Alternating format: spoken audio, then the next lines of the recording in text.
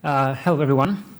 I see that there are some people coming still in because of those lotteries. Has anyone won something? Something cool, some robots, whatever? Nothing? Come on. No winners? No winners here. No winners. So failures only. Oh my goodness. My name is Bartosz. I'm here to talk today about failure, but not only.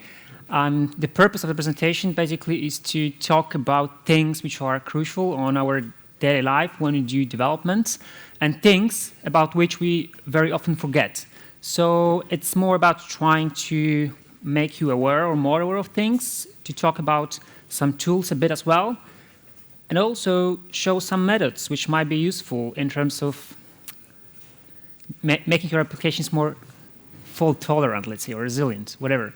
So, yeah, I work at UBS. I'm a tech lead. I'm also a trainer and a consultant, a failure consultant. So you can meet me at different places, but basically I'm focusing on development of highly resilient systems at UBS.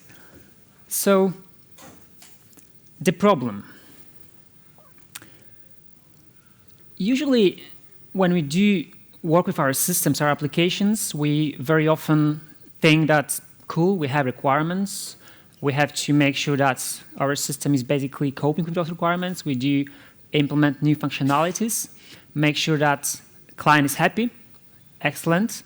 So we consider the happy path and say all the requirements are covered with tests. It's cool. In fact, what happens is that very often we do not consider not so happy path. We do not consider failure. We do not consider situations where our application basically may fail, something might go wrong. There are different systems. Some of you work on, I don't know, web-based applications where you have a lot of users, and if some of the users cannot see I don't know, their web page or their account, whatever, what is happening, they are unhappy, that's cool, but basically we can live with that.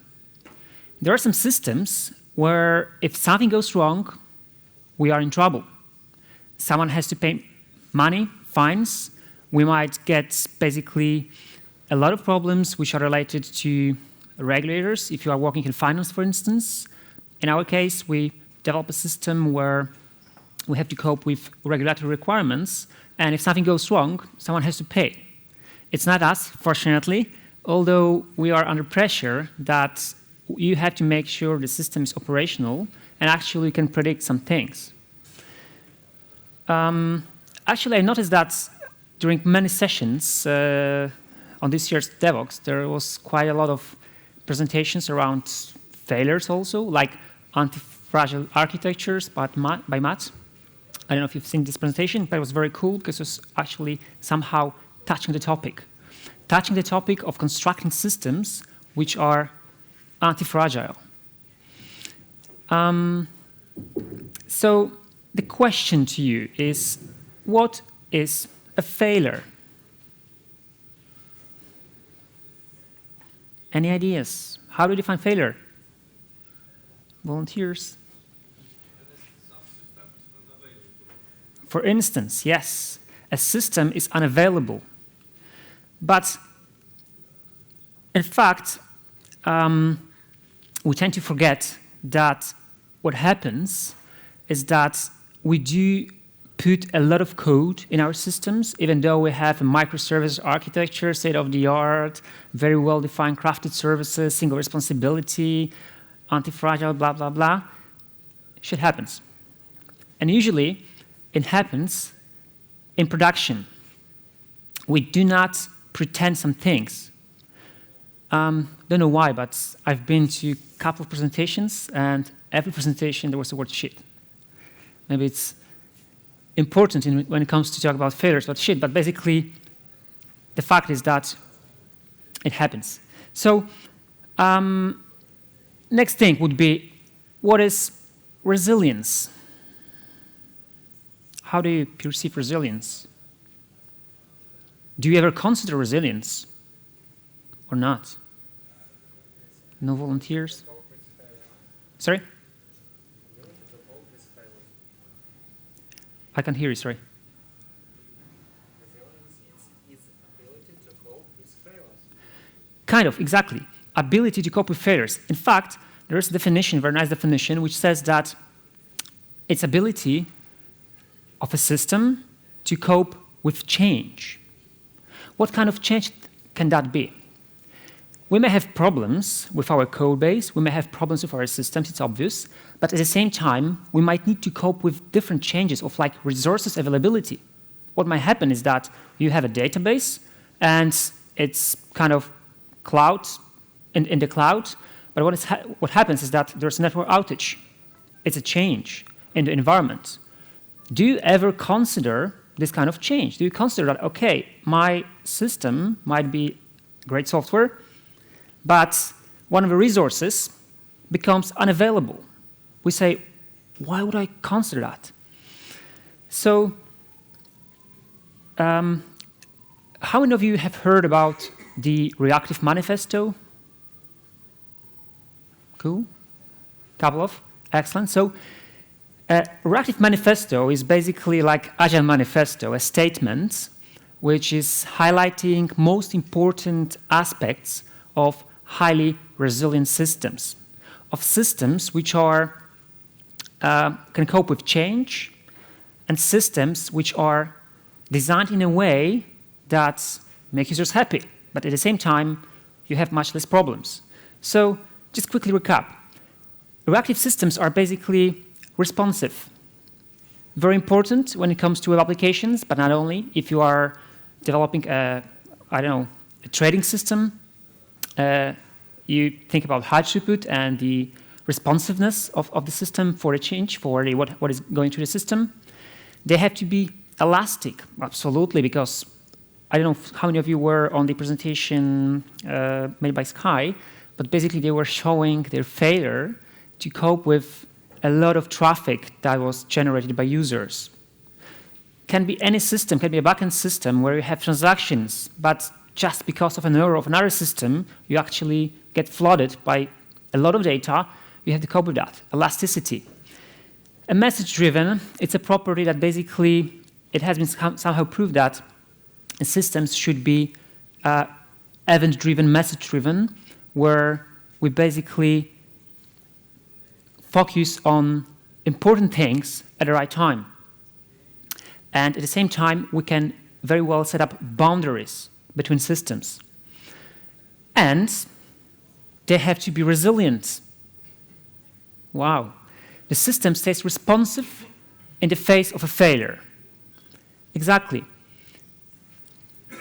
So, what if we actually stop thinking about the happy path and say, okay, I know that I have to deliver requirements, I have to deliver software that is basically making the user happy in terms of the functionalities he has, but at the same time, I will try to focus on what if something goes wrong. What if we incorporate unknown into the test and say, I would like to kind of simulate or reproduce an expected failure. When something goes wrong in production or in any other environment that basically is causing problems, we tend to say, okay, it has happened, shit happens, yeah, so it just forgets. Next time should be better.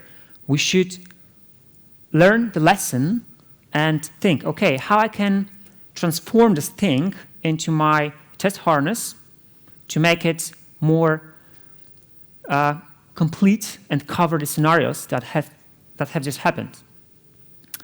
So people may say, well, actually, why do I care? Why should we care about incorporating unknown into the test, trying to basically build a test base, a test harness that is actually considering failure? How do you think?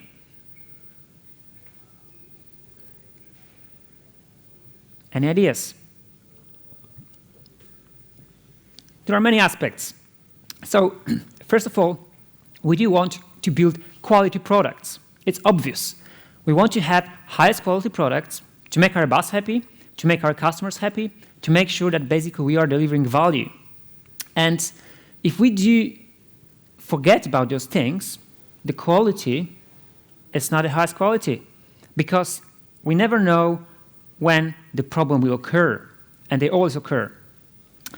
Besides, especially if you are engineers in companies which are kind of developing back-end systems which are mission critical, and those systems basically, on those systems, the business depends, then you have those production environments which are separate. So basically, it's not like if something goes wrong, I can just go and fix it. Because you need to call the operations and say, listen, guys, there's a problem. Or usually they come to you and say, listen, there's a problem. We need to fix it. But you can't do it directly. You don't have this power because of separation of duties or security reasons. And basically, we want to be prepared for those problems. That's why I want to predict.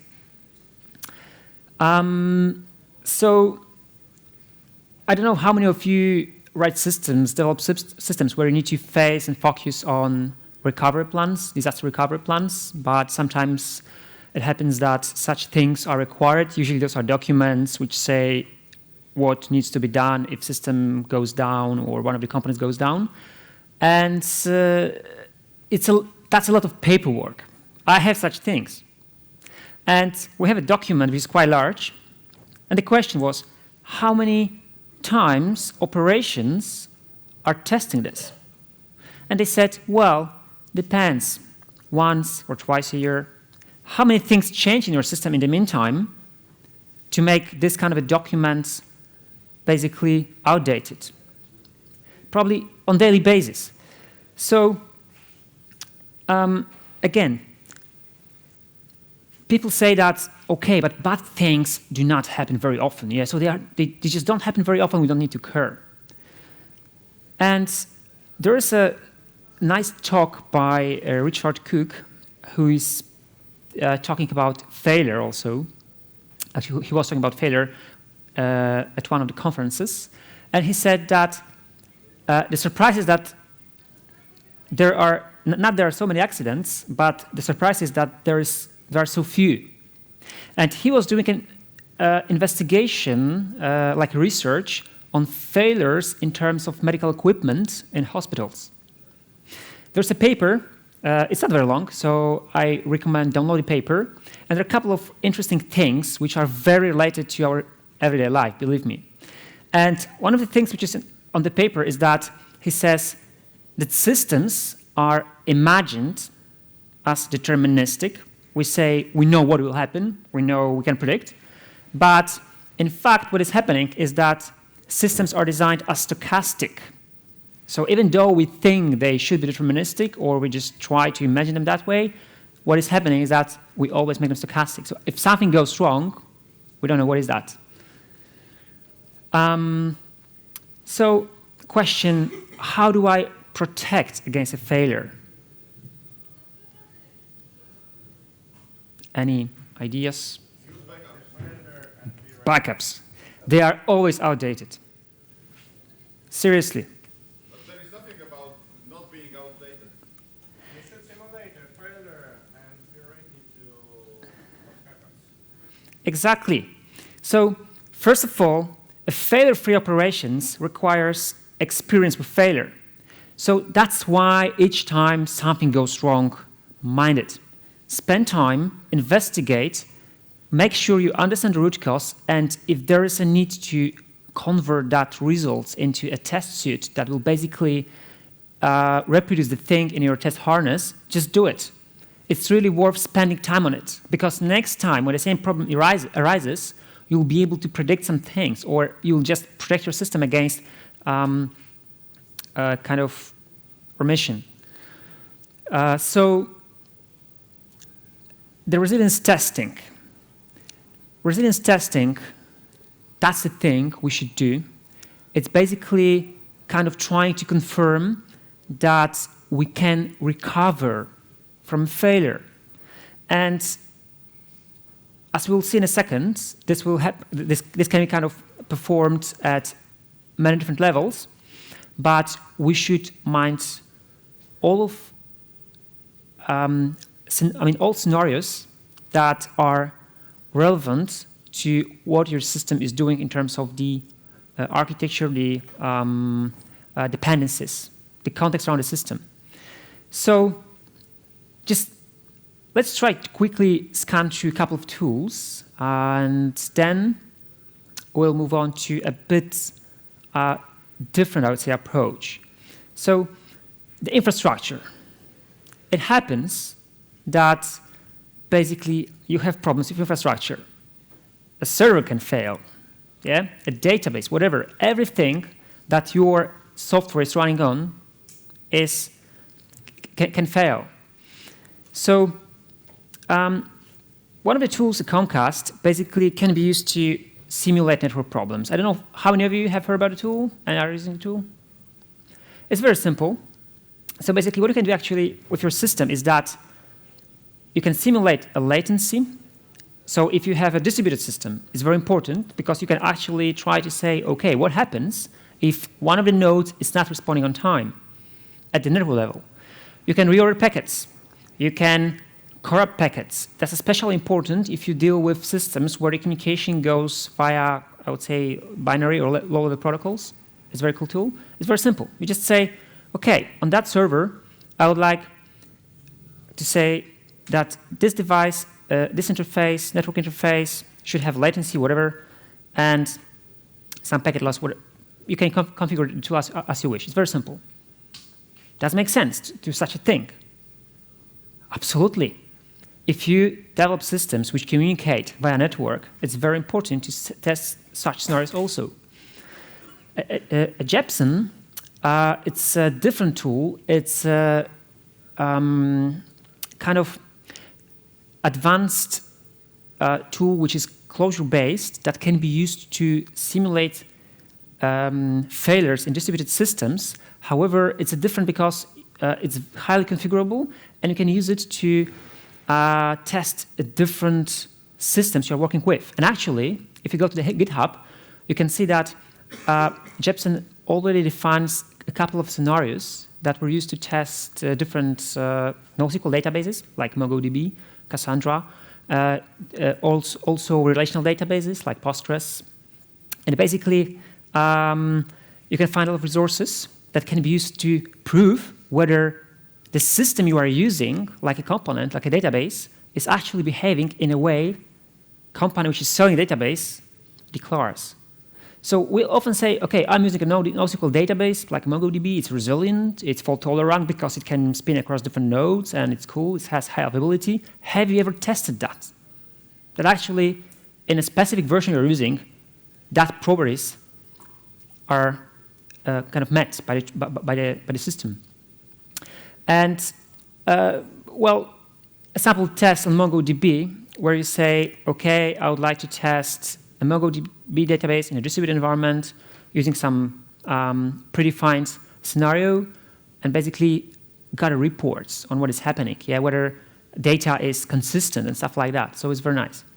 A Blockade, another one for testing network failures and partitions. So what I can actually say is that, okay, I do have a couple of nodes in my system, like, I don't know, 10, and I would like to do a partitioning. So say that couple of, like, I want to split those 10 nodes into 2 groups.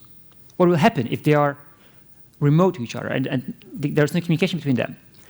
A very important situation where you have a cluster and you say, okay, in a situation where one of the nodes is down, everything should be fine.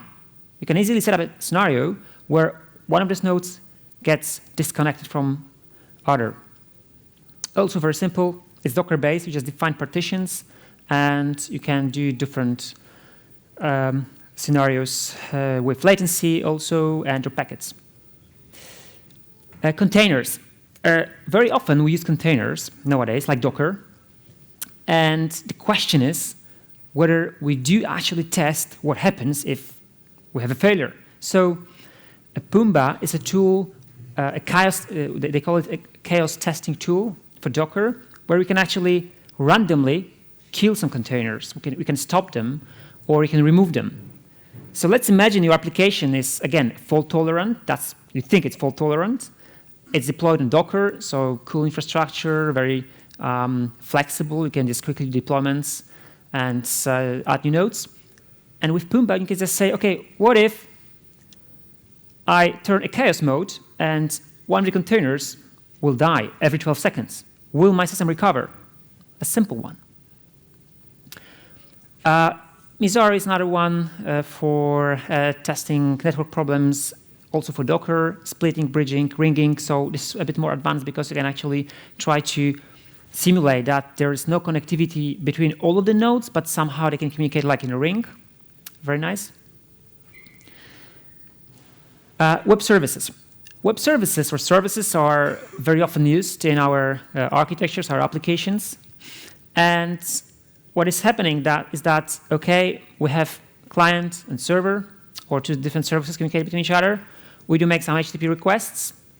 And then we would like to say, what if one of the requests fails? So we get 503 error. So a wire mock is a tool that you can use basically for studying web services. And you can use it to simulate failures, different scenarios. That was the simplest one, but there are a lot more. And the cool thing is that it integrates with JUnit. So you can use it at JUnit level, and basically it will start like embedded Jetty server, and everything can be done at the unit testing level. It's very simple. You can just record some scenarios using this kind of syntax. The fit. Now imagine we do have a bit different scenario. So what is happening is that we have a couple of services. There's an API, and we have a services which we call from the API, like playlists, ratings, and bookmarks. And we would like to check whether, if one of those fails, what will happen? A simple scenario, like with the wire mock just before. So what we have is that we have a service API, which is A, playlist P, ratings R, and bookmarks B. One of those can fail. That's a condition. Okay, so we have three options. If one of those fails, the request fails, so the request made to the API fails, okay.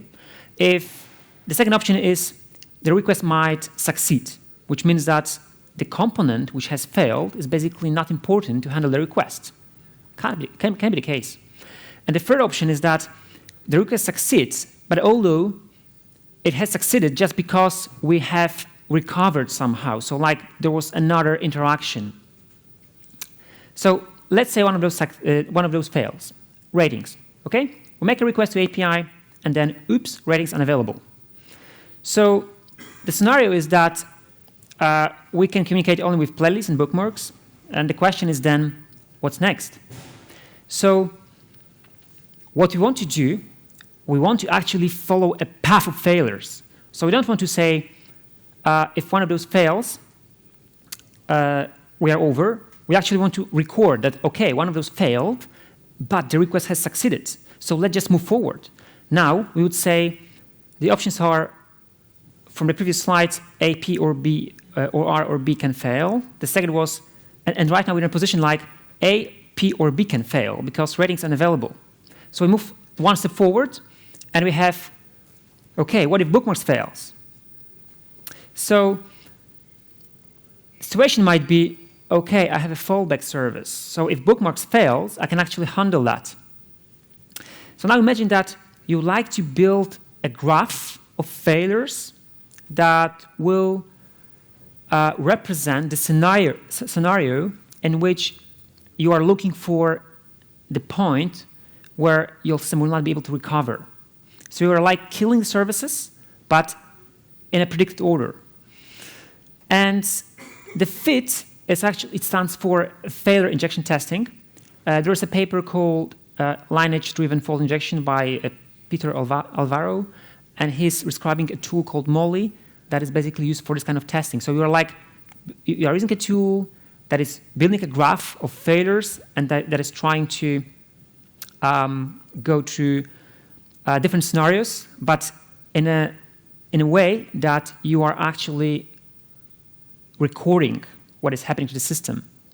And the fit is a tool, it's like a platform for fault-tolerant testing used by Netflix. Don't know how many of you have heard about chaos monkeys, but Netflix is,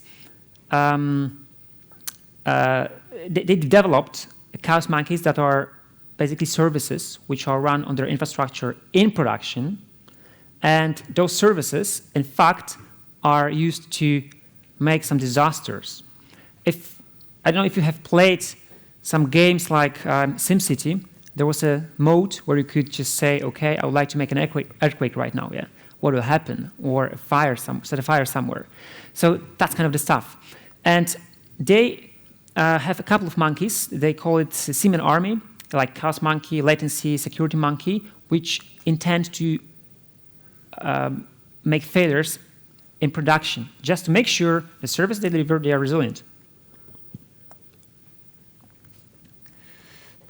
So, but the question is, this is all cool because we consider different scenarios where we can have some services which we might make unavailable, we can mock them, use different techniques for that, excellent. But what if I were to dig deeper?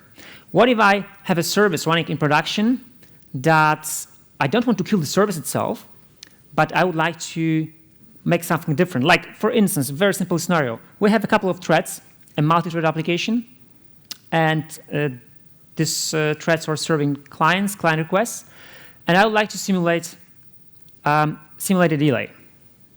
Okay?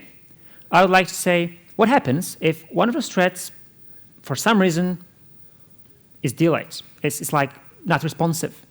Well, we could say, let's just go follow the rule and say, okay, I have a method that will simulate the delay by just inserting a thread sleep. Excellent stuff, yeah? I could also say, okay, what if I would like to simulate a failure of a component, but in a UAT or production environment, or whatever environment you have, but when it's running. So I can't do mocking. I can't use any of those tools we've shown, for the wire mock for simulating failures between web services. I just want to actually be very precise and say this part of the system should fail. So, for instance, we just would like to say, okay, there is a part of the code, like responsible for getting some files from the file system, and I would like to say, if I hit that specific line, I would like to throw an exception. And we could do something like that. So we could just put a piece of a code in my production code, a testing code, and say, okay, if I do turn on environment variable test, whatever, it happens. So what's the problem? It's not a production use case for the code. Sorry? You can't put this. In production code? Yes. Why you can't? People do this. I've seen code base where you have production code. I don't have a correct word for that. Okay. Isolation of concern doesn't work in those cases. Exactly, so many problems, isolation of concerns, or open close principle. Yeah, basically what happens is that we are putting this code inside production code and then deploy to production. Even though we have a switch which says turn off, do not touch, whatever, something might go wrong. It might blow up. The second thing is that you have a lot of dependencies. So actually the code becomes very unmaintainable. It becomes, because you have a lot of stuff inside. You know, it's a simple scenario. But right now imagine that, okay, instead of having an exception of this kind somewhere there, I would like to have a lot more stuff happening, different scenarios. What do? I do just put more code, more dependencies. So how do I deploy this? I mentioned that if that code goes to production with the other production code, we have a problem. Because what if that line gets executed? How do you manage the dependencies? How do you control? So how do you actually say, okay, at that specific point of time, I would like to control this execution of that test code for that exception? So obvious thing is that test code must be kept away from production code because we want to avoid situations where a random code gets executed. There are people who say, okay, I don't care because basically my system is not very mission critical, so I just put the code sometimes there, a test code, and it can go with deployment. And here we talk about situation where, okay, I would like to inject some failure, but what if you have a code where you just write some tests and that tests actually go with production code. Even though they are not executed, it goes there. It's crap. So a story. There was a Knight Capital group it was 2014. That was basically a finance company that was doing some trading. They had a Power BI application, and that application basically failed, as you can imagine, in production just because it wasn't, the code base wasn't properly managed, and there was a magic switch that wasn't removed from the code base. It went to production, and what happened was that at random point of time, their application has just started and started to trade all the time. So what happened was that they lost 460 millions just because random app that wasn't properly removed, properly handled in production, executed in 45 minutes. After they just kind of found a problem, not problem, but they found out that something goes wrong after a couple of minutes, but they weren't able to stop the system, the application that was doing this stuff, for 45 minutes. And they got bankrupt. So how many of you have been working with aspect-oriented programming? Okay, some of you, most of you, cool. So quickly, the cross-cutting concern. So let's imagine we have a piece of a code like those failures that are cross-cutting, which means they can't be decomposed. It's very difficult to get them out of the code. And I would like to somehow make sure that I can actually keep the code separate, but at the same time manage dependencies. So the AOP so far was used for different things like logging, security, auditing, transactions. Very cool. But we would like to move one step forward. So just a quick recap. So let's imagine we have a DAO class, whatever, with transactions. We do have some code that is basically the code we would like to get rid of. Yeah, the cross-cutting concern. So the aspect. What we do have a source, the target. We have like a method call. And we would like to say transactions, for instance, should be handled independently. That's a cross-cutting concern. So the aspect basically is a piece of a logic that represents this cross-cutting concern. And we define, okay, at some joint point, so a specific execution, we would like to inject that aspect. So we have a point cut, which basically says an aspect should be tangled into the code at some specific, some very specific place. So instead of having this kind of stuff, we just get rid of the code and we say, I have my service and DAO class. When I do save, I would like to make it transactional. So I just define an aspect like this. So we say the point cut, execution of that method, any method in the DAO class, so any DAO operation should basically be kind of equipped with transaction logic processing. That's it. So thanks to that, my code here basically, is basically clear of the cross-cutting concern. So the weaving. The weaving is the process of actually making sure that those aspects are put into the code. And normally, when you work with aspects like for transactions, for security or exception handling, whatever, you, of course, have your application deployed into production. Those aspects are somewhere there. The weaver, either you can use solutions like Spring IOP or you can use Aspect.J. The code is somehow tangled. There are different types of weaving. It's a compile time, like static, which happens at the compilation of your application. Can be load time, or can be in runtime. Dynamic, full dynamic, like with Spring, for instance. You can turn on dynamic weaving, where when application is going up, the code will basically got injected of those aspects. And now imagine we would like to use same technique for injecting failures. So right now, we go to the bare metal. So right now, we say, OK, I would like to control part of my system in some environment and say that specific piece of a code should fail anyhow. Throw an exception, do some nasty change in the code or in a request, whatever, just to make sure something bad happens. But what is important, I want to have a true separation of concern. So I don't want to put that piece in my production code. I would like to keep it separate, like an aspect. And I want to have seamless integration. So I would like to control where that test actually gets executed. And I would like to control when this is basically when the aspect gets weaved into the code. So I want to have this isolation. Independent units. So now imagine that, of course, I need to write a piece of code that needs to inject the failure, but I want to keep it separate. I have application, like my jar with application, which gets deployed in this environment.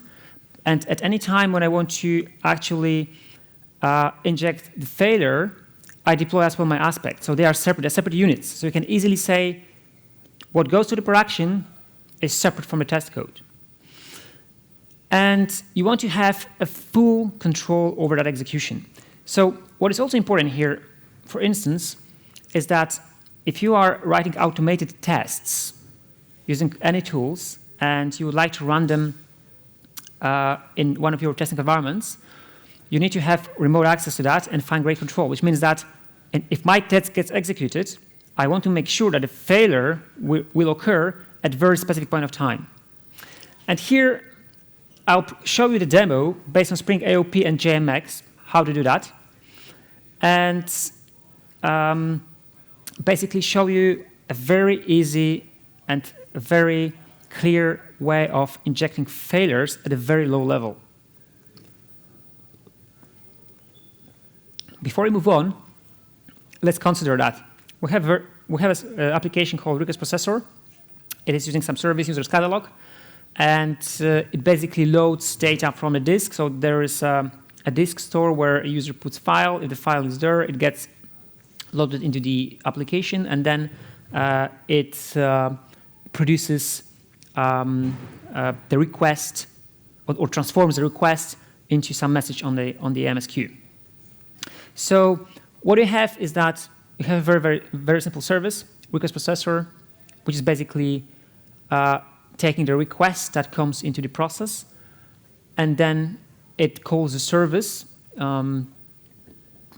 which is not here, but basically it calls the service to enrich the request with a user email, whatever. And let's imagine that actually I would like to make it fail. But the situation is that your unit under test is this piece, so doing a pure unit level testing doesn't make sense because you would like specifically in production say that when I do make this call, something wrong happens. Yeah, I mean production or basically any environment. Can be testing environment, but we talk about a deployed system, not a unit test where everything is in isolation. So in this case, we talk about system which is basically running, and there are all the components also up and running. Cool. So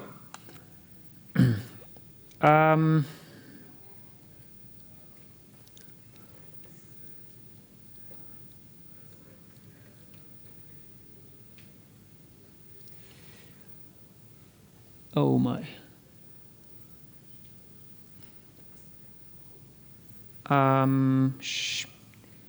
Presentation mode.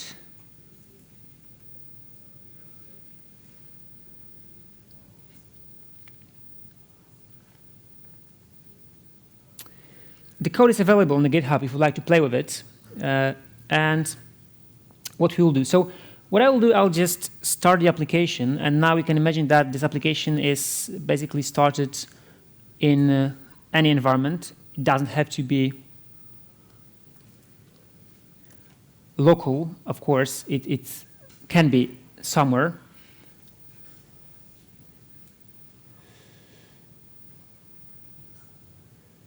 Okay, so it's starting. And in the meantime, oops.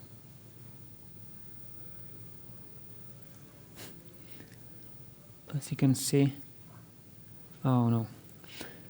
So what we have, let's say we have this request processor just again. It's basically a simple bean, whatever, a simple class. And I would like to make sure that somewhere when I invoke this method, I just say there's a failure. So what I do, I want to have a test that says, okay, if something goes wrong, in this case, specific case, a message is put on an error queue because that's how my system is designed. But in fact, in order to make the error happen, I just need to make that code change. So I say, I have a test which says a message should be put on error queue when user's catalog is not accessible. So given user catalog will fail, whatever it is for now, we say, okay, make a request, trigger the request, and then expect an exception of the message queue. So this test will get executed in test environment locally, doesn't matter, but my system is running on a remote host or in a different JVM. So the given user will fail is basically an invocation of a proxy. So we have set up a proxy that says simulate failure, and that proxy, as you can see, is an aspect. Yes, so that aspect is basically deployed along with the code with your application. Can be separate jar. You start that, it's available, and then you can remotely connect to this aspect just because we have set up a managed resource for a JMX. So just for simplicity, it's a Spring-based example, but basically what is happening here is that we have a class, and that class is deployed along with the application. A JMX server is started, and it exposes a managed resource with that interface. Interface which has only a single method called simulate failure with count. And that method can be remotely executed from your test. So that's why we have a proxy here. I don't show internals of Spring, I mean like the context file, but it's very simple. So what will happen is that in environment, production, whatever, this gets executed. And it's every invocation, of course, of the request processor method goes through that aspect. So you say that this method simulate failure if applicable is basically tangled with that code. And then if we go back to our application, so we can see that application has started. And what I'm going to do, and separate JVM, can be remote JVM, doesn't matter because it's a remote call right now.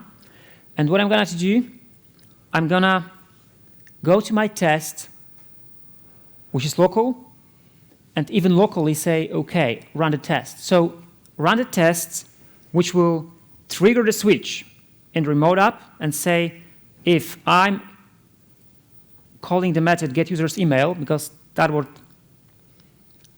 the aspect says. Yes, it says any execution of a method get user email in your request processor class should be basically decorated with this thing. And this thing will check, okay, shall I fail or not? Of course, it can be more advanced. So let's run the test.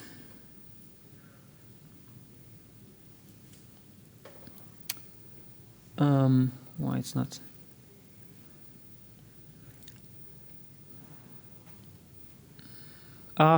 Wrong test. Shit. Sorry, it's wrong class.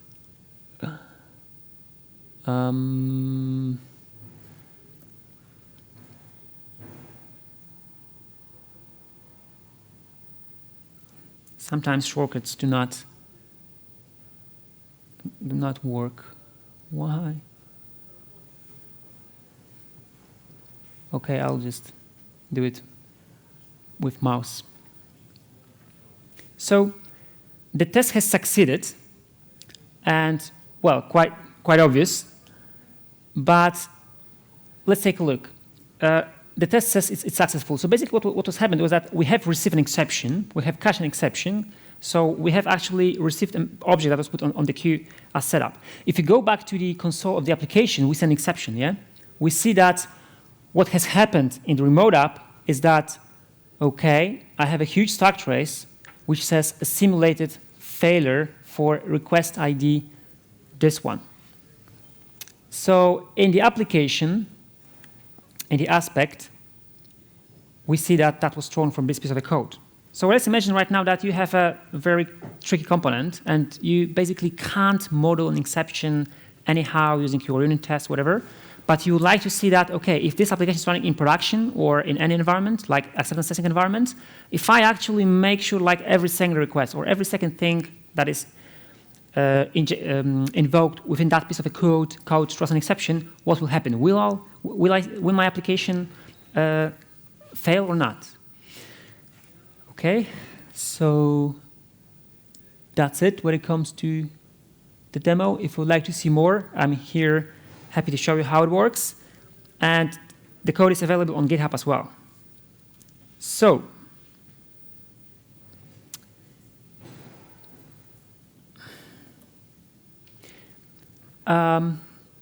yeah.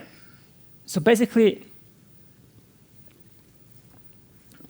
I hope that after the talk right now, we understand that shit happens, and we should basically design our applications to be resilient, any levels, all levels possible, to make sure that we do test those crazy scenarios which you think usually do not happen, but they do happen, or at least happen at some point, and design for failure.